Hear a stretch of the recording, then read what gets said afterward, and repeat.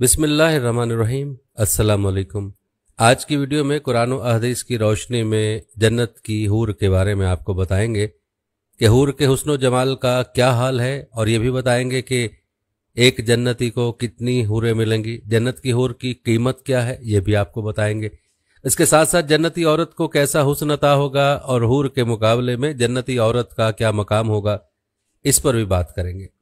ویسے تو یہ ویڈیو ہر مسلمان مرد اور عورت کے لیے اہم ہے، لیکن ان نوجوانوں کو خاص طور پر دیکھنی چاہیے جو دنیاوی لذتوں کے پیچھے لگ کر آخرت کی زندگی کو بھول چکے ہیں۔ ویڈیو ایمان افروز ہونے کے ساتھ دلچسپی ہے، لہٰذا ویڈیو کو آپ نے سکپ نہیں کرنا اور آخر تک لازمی دیکھنا ہے۔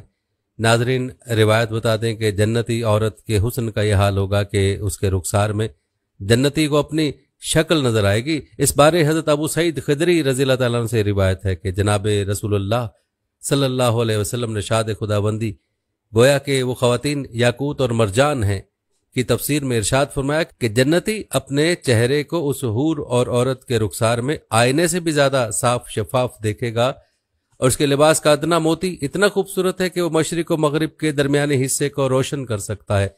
اس عورت پر 70 پوشاکیں ہوں گی، مگر پھر بھی ان پوشاکوں سے نگاہ گزر جائے گی، حتیٰ کہ ان کے پیچھے سے اس کی پنڈلی کو بھی دیکھ سکے گا۔